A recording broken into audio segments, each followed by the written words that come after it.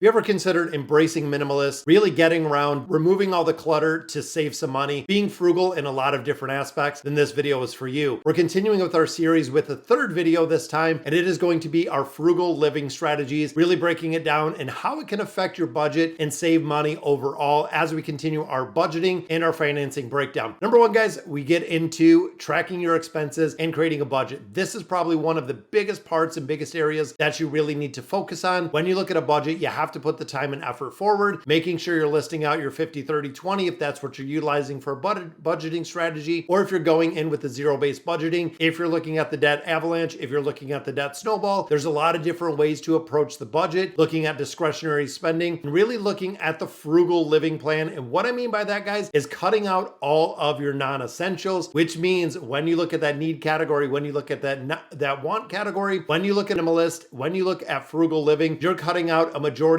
if not all of those wants, to really focus down and track your expenses. Now, prioritizing the needs over wants are, again, the really big thing. When it comes to being frugal, you are very tight with every single penny, meaning when it comes to expenditures like getting a coffee out to eat, there's a much cheaper method that you can do that, and making sure that you're doing this frugal living plan will bring it to light. Now, embracing the minimalist. Now, this is adopting a minimalist lifestyle, decluttering your area. That means getting rid of a majority of your stuff and focusing on the essentials. This can ring very true for a lot of different people. If you focus on the essentials, you'll realize you might not have 30 things to focus on, but there might only be 5 things that are incredibly important to you that you can actually spend time. This not only reduces spending overall when it comes to the budget, but it also creates a much simpler and a very much and more intentional life for you to live, guys. When you don't have all of the noise, when you don't have all of the distractions that we find in our day-to-day, you can actually focus on some very strong things. Now, staying along the same vein, guys, cooking at home, preparing meals instead of eating out. This, again, is a very frugal way to save money. If you look, a regular lunch runs about $12 to $15 where we are right now. But if you're bringing a sandwich yourself, you can cut it down to about $1, $1.50, depending what you're bringing, especially if you're buying things in bulk, if you're utilizing memberships, if you're utilizing coupons to buy things. Not only does it allow you to save an incredible amount of money, but it also lets you tailor yourself to healthier eating habits, which of course, you're saving money and you're eating healthier, guys. It is a win-win situation when you are cooking at home. Number 6, we get into shop smart. Looking for sales, looking for coupons, comparing prices before making a purchase. This should be something that not just frugal people are really focused on, but this should be everyone, guys. Buying generic brands over expensive thrift store brands. When it comes to clothing, when it comes to household items, there are some things that if you spend a little bit more for, you're actually going to get a lot better quality. But there are a lot of things that are more generic where the quality is almost on par, yet the savings can be 10, 20, 30% cheaper when you're just buying a generic brand. Now, we do see this a lot when it comes to like Sam's Club and Walmart, when it comes to BJ's, when it comes to the wholesale shops, because they have their own brand that is very similar to the name brand, but it is at a much discounted cost.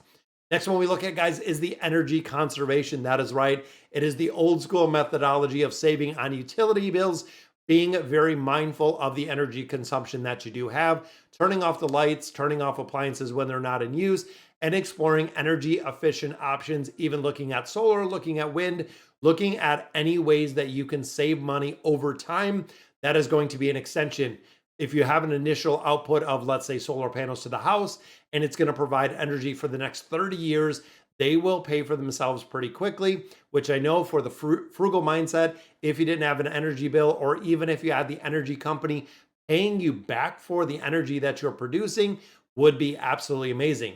Now, staying with, again, the frugal living, DIY projects, embracing the DIY or the do-it-yourself projects. When it comes to home maintenance, when it comes to repair, when it comes to crafting, there are a lot of people that will pay an incredible amount of money for things that are built or created themselves, being very crafty. This can reduce your expenses significantly on products and services that you might find because you can actually have the ability to do it yourself. When you look at, again, maintenance and you look at repairs to a home, the price tag on those are incredibly high. But when you look at places like Lowe's, you look at Home Depot, They do offer the DIY projects pretty much for free. They do, and they teach a lot of educational courses where you can go and learn to do it yourself. And they will actually be trained by professionals to do the DIY projects, cutting the cost in the materials down significantly when it comes to actually doing it yourself. Negotiating and seeking discounts. This again is another huge one, guys. When it comes to services, you can always inquire about discounts. You can always inquire about coupons, inquire about rebates. This applies everything from insurance premiums to cable bills to internet bills to phone bills to pretty much anything that you want to look at, guys.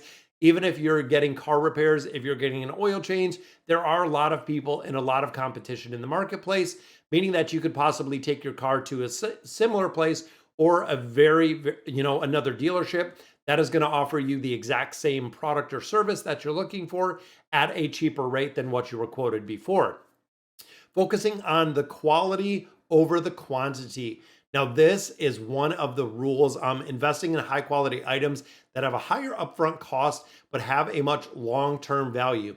Now, this, of course, goes back to one of the things when they talk about what do the wealthy spend their money on and how do they actually make it really financial worth it, is looking for quantity, or excuse me, looking for the quality over the quantity. So if you're buying a shirt that is essentially going to last for 5 years versus buying 5 shirts that are going to last for a year each, you can get a much better quality item for a discounted price, or for a much cheaper price over the long term.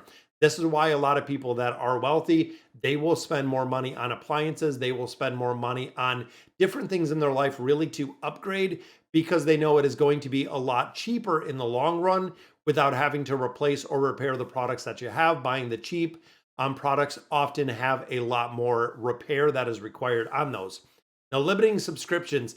This is one of my absolute biggest pet peeves, guys. They have said that we spend roughly $210 per individual, so per American, on subscription services per month. To me, frugal living, minimalist, that is absolute insanity that you're paying $200. When it comes to subscriptions, we're talking about whether it is the wholesale services. So when you look at BJ's, when you look at Sam's Clubs, when you look at Costco's, when you look at Amazon, when you look at Netflix, when you look at, it goes on and on, guys. The Hulu, the Peacock, the Max, there are so many subscriptions. But then you kick in gym subscriptions, you kick in pretty much everything that you find nowadays, guys, has some sort of subscription or some sort of annual fee. Even here, my virus software protection has a fee. When I look at Canva, it has a fee. I use Adobe. Adobe has a fee. Everything are these subscription services, which again equate to well over $200 on average for persons and people that do have these subscription services. And the second one, guys, or the very last one, embracing the secondhand shops or the thrift stores. If you are truly a frugal mindset, this is one of the biggest, guys. Thrift stores, consignment shops, online platforms, secondhand items, you can get it at about 50, 60, 70% or more of a discount. Even looking at damaged products, we actually have a refrigerator that came from Lowe's. Sticker price was $3,000. Guess what? There's a dent in the bottom door, $1,700 off. That is right, guys. We got over a 50% discount on a refrigerator because it had a nick on the bottom of the refrigerator. So they damaged it and we got it. It's been running for almost 10 years now with absolutely no problems, which is kind of crazy to see that they offer that much of a discount on appliances themselves. So, all right, guys, so that'll do it for our frugal living. Let me know in the comments what you guys think, and I'll catch you in the next video.